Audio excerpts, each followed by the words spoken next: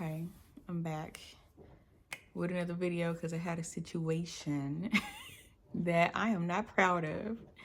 And my husband is here because he's a witness and he can keep me accountable in how I tell the story. And if my baby was older, I would apologize to her for my behavior because I was not setting a good example. Yes, my baby was in the car and I could have got us all shot and killed because I was not slow to anger. The way that I perceived it, the way I experienced it, and then my husband would jump in. So we were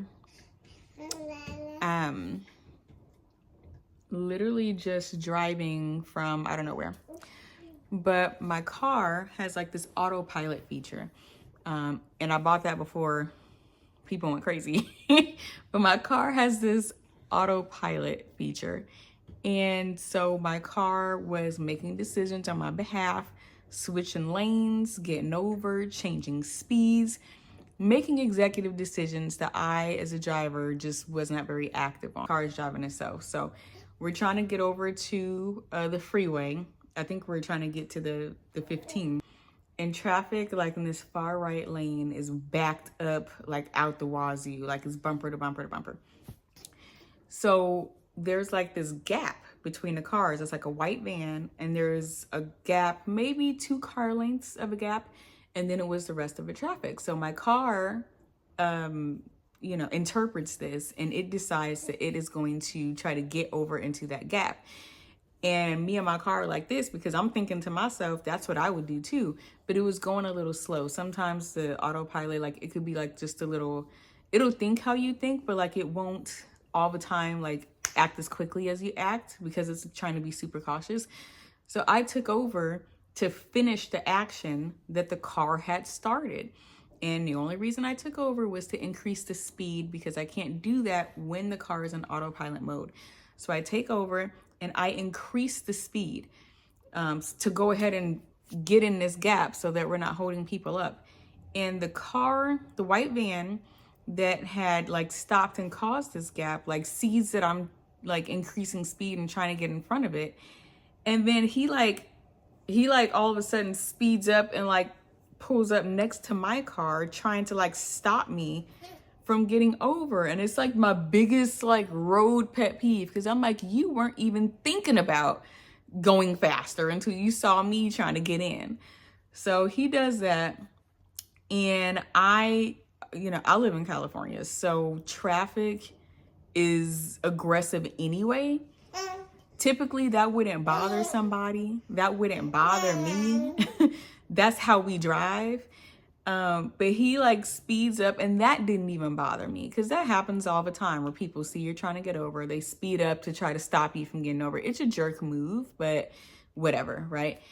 The thing that rubbed me the wrong way was like when he pulled up next to my car, right? Like I'm in the driver's seat, my husband is here, and my baby's in the back seat. He pulls up, and I look over, and all I see is like lips, like moving, like he's going off. I see his nose, I see his eyes. I think he had on sunglasses, and I see his face and the way that he's doing his head, and like he's going off. I don't know what he said because my windows were rolled up. I'm pretty sure his window was rolled up too. But it's just the aggressiveness and how he was just like going off. And my husband is sitting right there like acting like he don't see this man.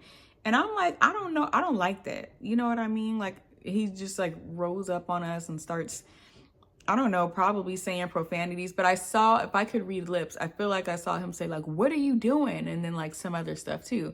Mind you, traffic is going 0.01 miles per hour. He was stopped. So I see him.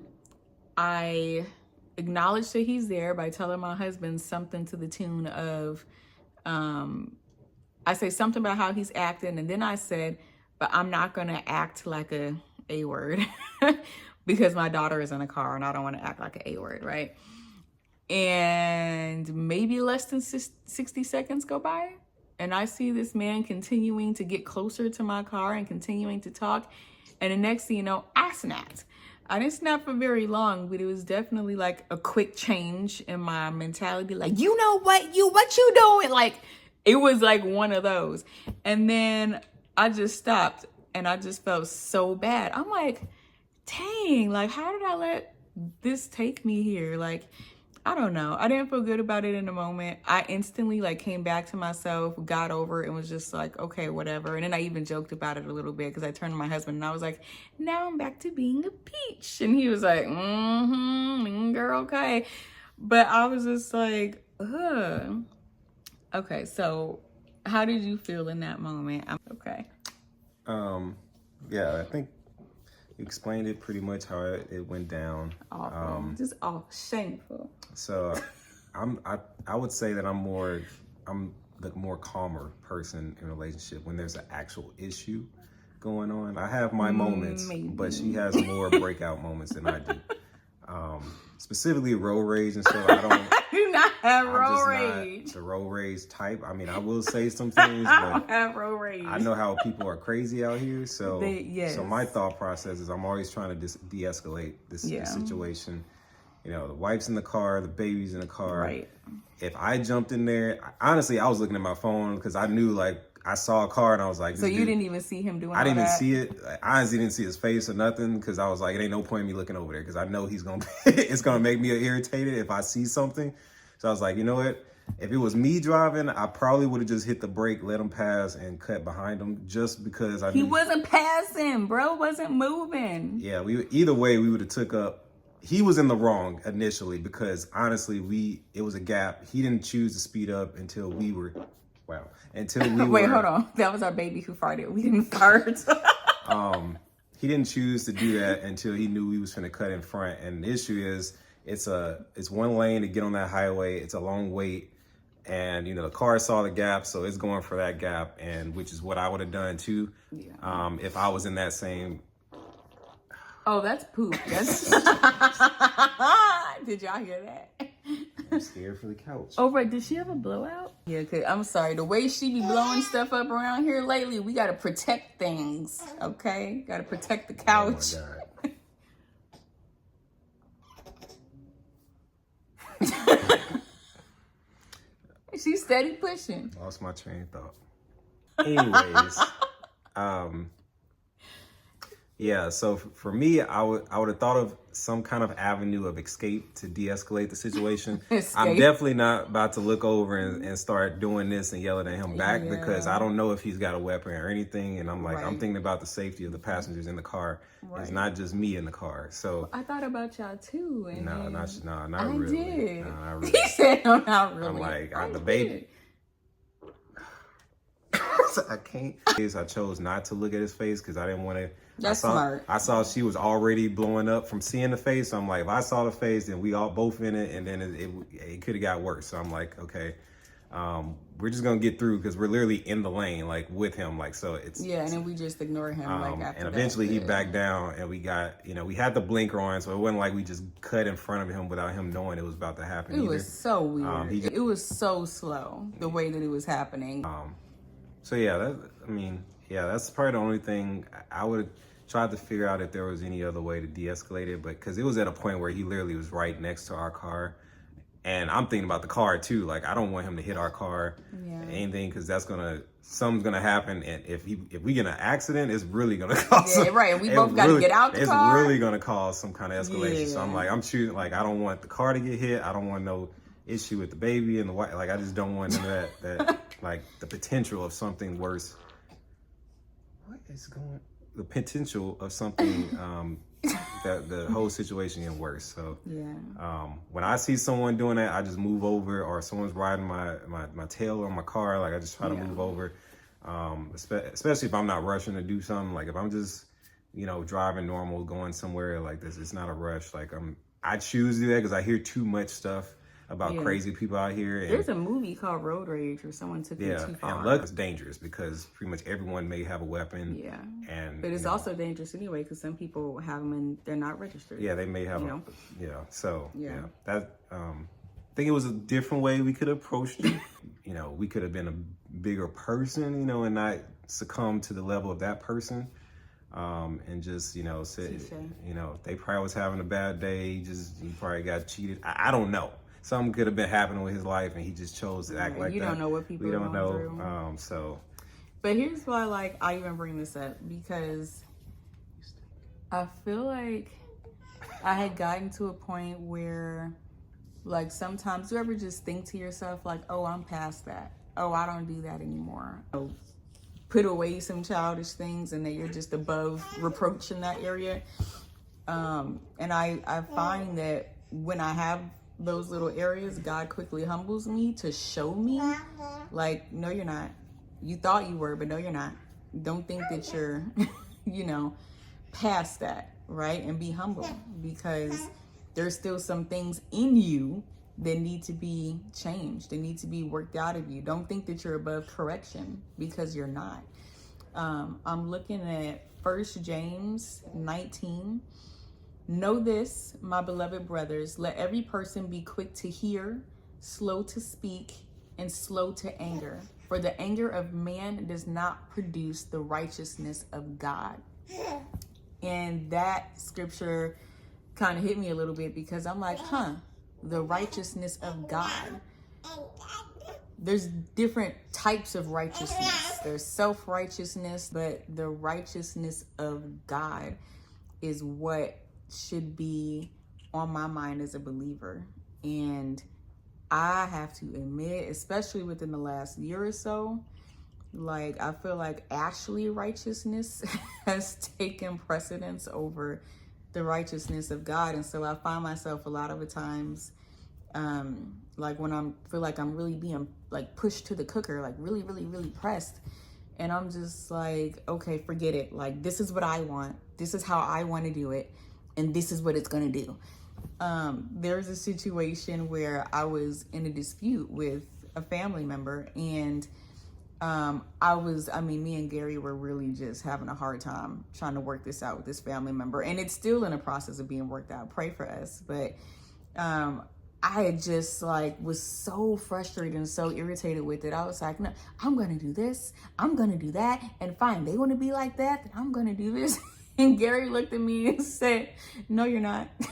You're not going to do any of that, because you're a woman of God. And that's not how women of God act. I was like, well, I have to marry a good man. Like, he will constantly be like, no, Ashley, no. That's not right. That's not how we handle things. See, over this here. She grew up in St. Louis, and You grew up in St. Louis too. I'm from St. Louis, so I can see when that St. Louis person is coming out, and I have to jump in to kind of keep them down. Like that's the only way. Keep it down. Yes, because once it comes out, it's over. I can't control it, and I try to, and then I get yelled at. So I'm like, I try to. You want me to come out swinging, because like that's when it's bad. Like. Yeah. Because I'm like a really, really patient, nice person most of the time. But like when I get to that point, it's very difficult to wheel me back. And so I didn't realize that I struggled with anger a little bit until like, maybe it was like in 2022 or 2023 when I had asked Gary to like get like a cup for me that I left at the nail shop. And he asked me a very logical question. He said, did you call first and see if they had it there? And I had a very logical response. I said, well, a lot of the times when you call, they're not going to get up from what they're doing to look, or they'll like look around quickly, but they're not going to stop what they're doing. So they might say, no, it's not there. And I don't want you to hear them say, no, it's not there, and be like, oh, well, I'm not going to go get it, because I know it's there. I was like the last customer there the night before. And so like the next morning, like it should be there. So he asked me that. And I told him that. And then he like responded, I think like with some other type of question. And I just like snapped. I was like, I don't even remember what I said, but I'm like, no, like, go get the cop. Like I just started like yelling and like banging my fist and just like was just so irritated. And he was like, what's wrong with you? We ended up talking to our pastor about it, who also counseled us and also married us. And like we would have to like iron through that a little bit. Like, yeah, like sometimes your responses, like they're a little strong.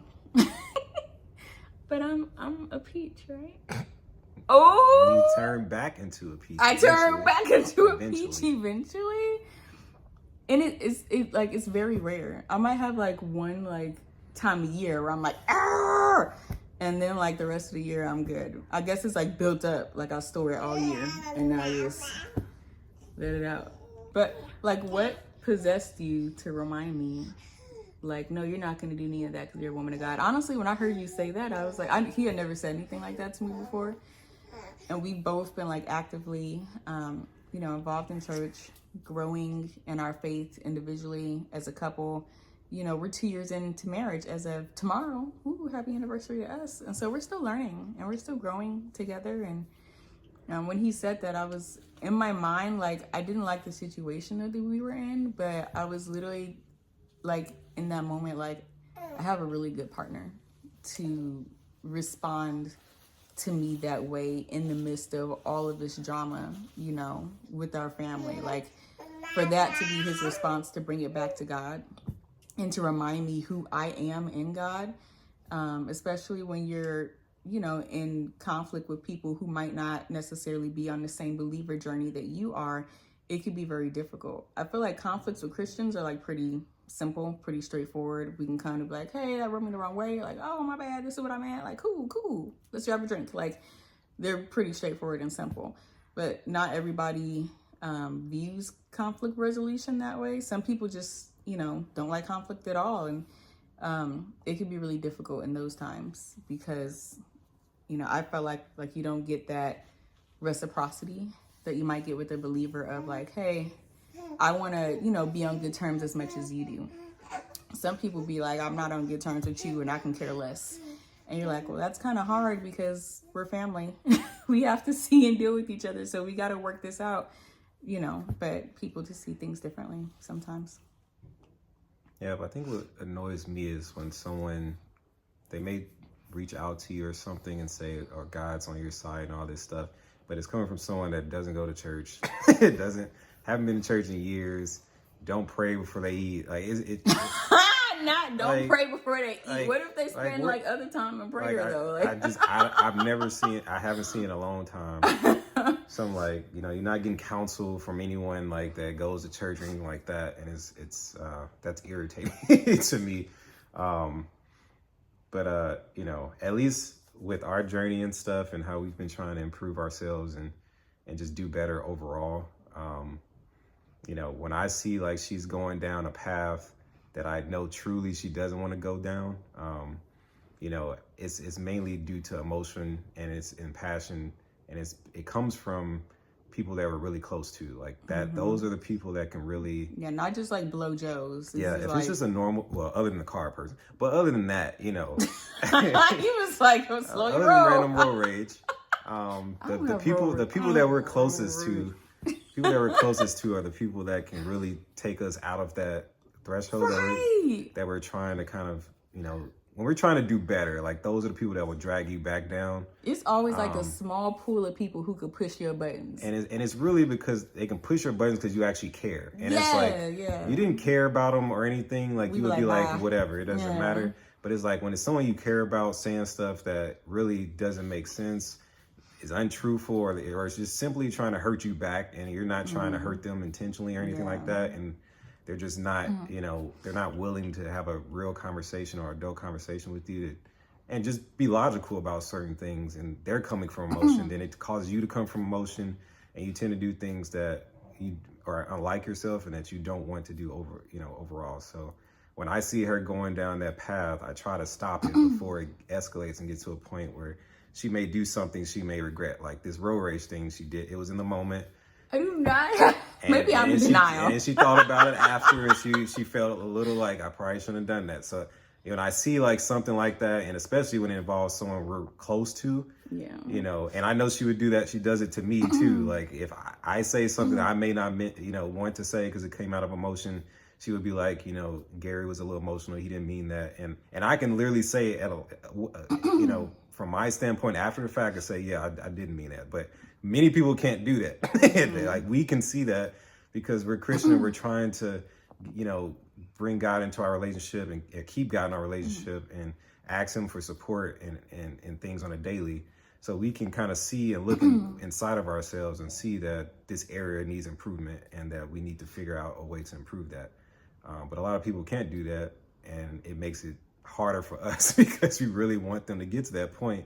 It makes things a lot more difficult. So it's not just, you know, I don't think like some people don't want to do that or whatever. Like, I feel like there's a difference between a person who has invited the Holy Spirit into their heart and is saying, okay, help me, guide me, right? Be the paraclete, lead me, versus people who haven't, you know, invited the Holy Spirit into their heart, or maybe they did a long time ago and they really haven't, you know, nurtured that relationship to the point where they can receive guidance from the Holy Spirit. And so a lot of the times, Gary and I will find ourselves a lot of the times talking to one another about conflicts that we're experiencing outside the marriage with other people.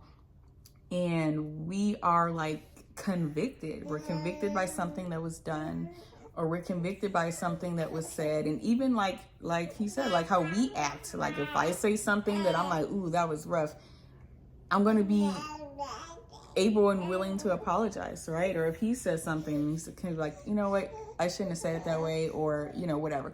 But we're constantly seeking to like acknowledge when we acted in a way that was not in alignment with how the Holy Spirit would be leading us. And I think we've learned to do that with one another.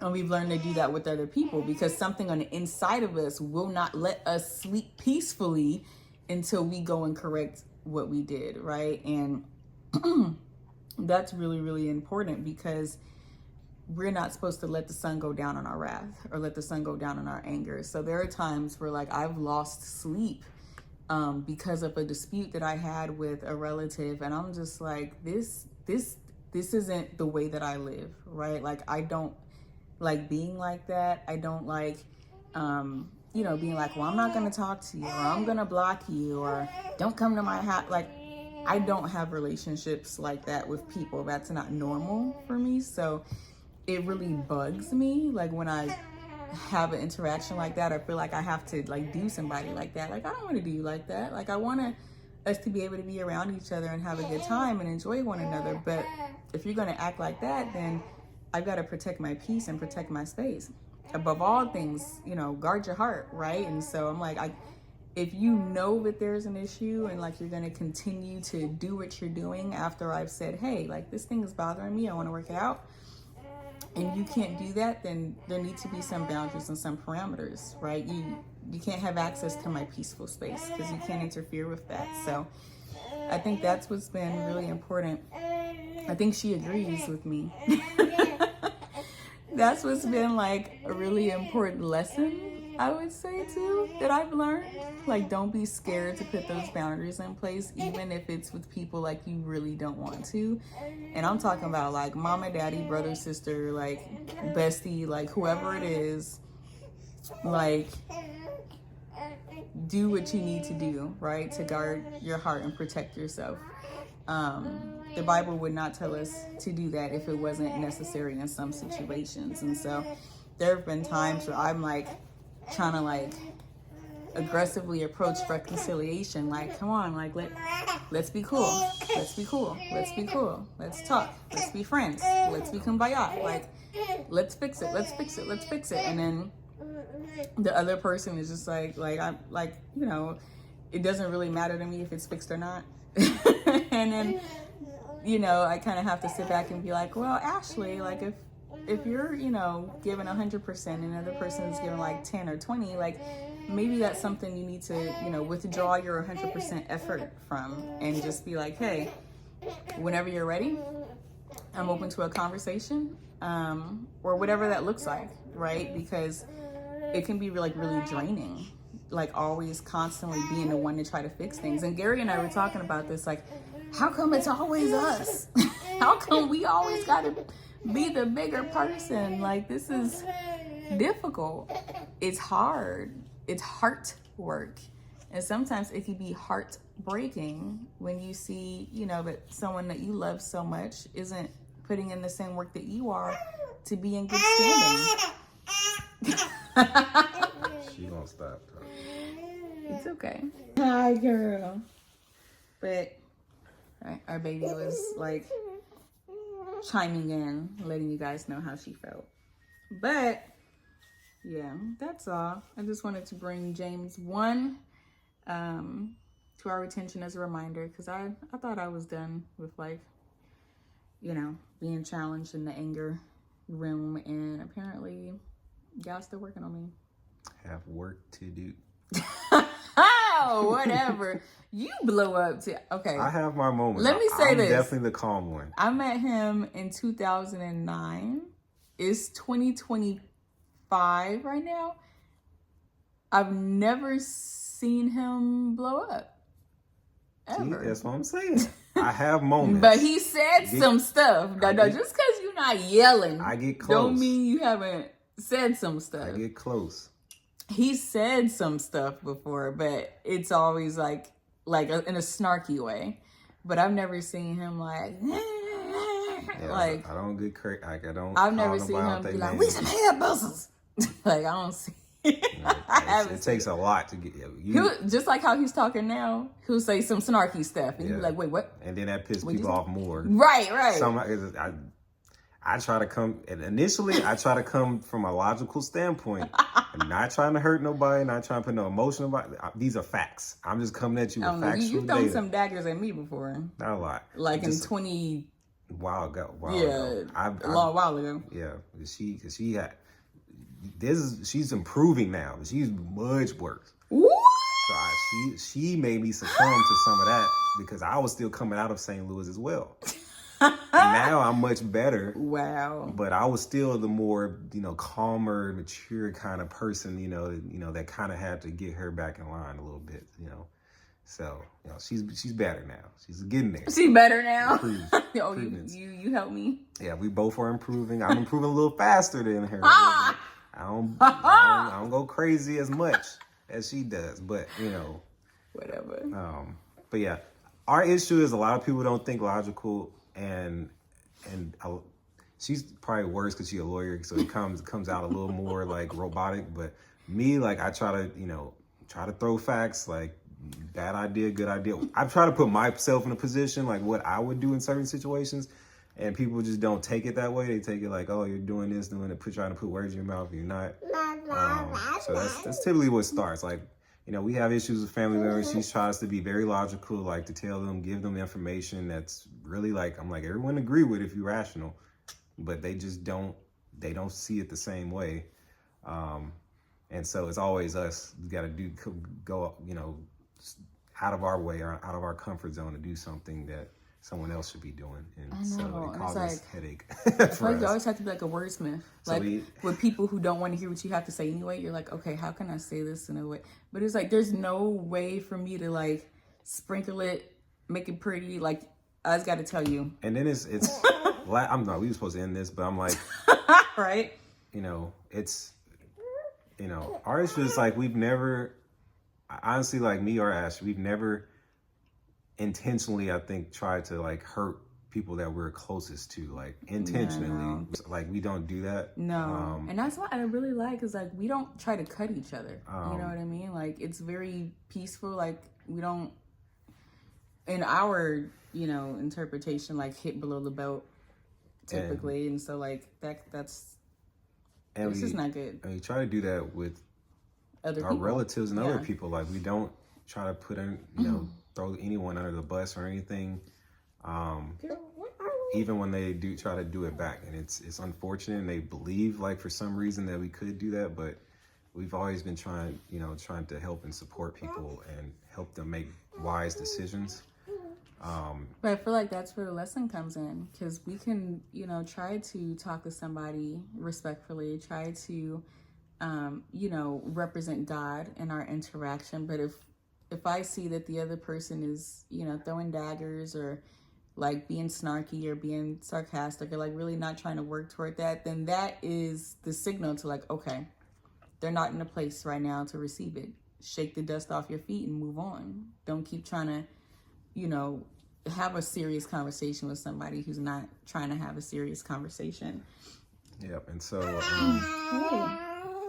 with our, at least, as we've been trying, searching and trying to, get closer to God, like in our relationship, we try to acknowledge, like, if we did something wrong, like as you said before, And if we do and feel like we did something wrong, like we do try to apologize as much as possible. And I know that was something that, you know, I valued for our marriage counseling and stuff. Like, we have arguments. Like, if you feel like you was in the wrong, like, it's not wrong to go and apologize to your significant other. Like, that's, and sometimes they need to hear it. And like, apologize quickly. And it needs to be genuine. Don't let it simmer. Like, don't let it sit overnight, a week or don't something. Let like, it sit. Just acknowledge it, that you were in the wrong, and move on. And move on. It's nothing like, and a lot of people just can't move on. Like, they just can't. They can't acknowledge that they were in the wrong. Right. So yeah, that's something we've been trying to do, and you know, we try to incorporate that with everyone else, and some people just aren't there yet, and we have to kind of put ourselves in a position where, and thought process is now, okay, yeah, we do need to have boundaries, and sometimes we have to step back, and not that we don't love anyone or anything like that, but you know, when they're ready, then hopefully they'll be ready. But at least if we feel like we did what we can do, and then, you know, that's all that matters. Like, we can't, you know, if God is telling us to do this, we did it. And, you know, if he tells us something else, we do it. But, you know, we're not just going to go out of our way just to do stuff just because, like, especially if that person don't want to take what we're trying to give. That's something I've had to learn myself. It's like, been a lot. Well, let me tell y'all, like, celebrating 2 years tomorrow, right? I've learned a lot about myself, like, working with a person. You know what I mean? Like, when you're single, or at least when I was single, like, you're all about you, and you think about, you know, you moving as a individual unit person, right? But when you're married, you have to move as a team. And so I've put my foot in my mouth before trying to move as an individual in the marriage. When you move together as a team, you're stronger, you're more impactful. It shows unity. That's a good thing, right? But, you know, there's been a time where I, you know, felt like I wasn't seeing results fast enough. And so I try to go, you know, behind my husband's back to try to fix the stuff myself, and then just blow it up and make it a bigger issue. So one of the things that I've learned, especially as a young woman, a young wife, a young believer, is like having the covering of your partner.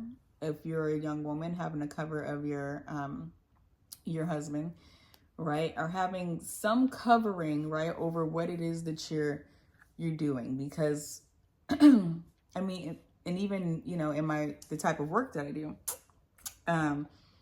someone lays eyes on my work before it goes out, right? We proofread, right? We edit, right? So very rarely do we, you know, prepare something and just send it out first take. It goes through revisions. Somebody is seeing it to say, yes, this sounds good. No, this doesn't sound good. Yes, this is okay. No, this isn't okay. And that should have been a red flag right there. Like, did anybody check your work before you did this? I sent it out anyway, but I didn't show my husband because I probably deep down inside knew that he wouldn't approve. And so I was like, well, I'm going to do it anyway and just tell him after the fact and then try to fix it myself. And then boom, bigger mess. And he's like, what are you doing? Sit down. Give me your phone. Like, what's happening? So yeah, it's been a wonderful 2 years. It's also been a learning sometime for a lot of different things. And we conceived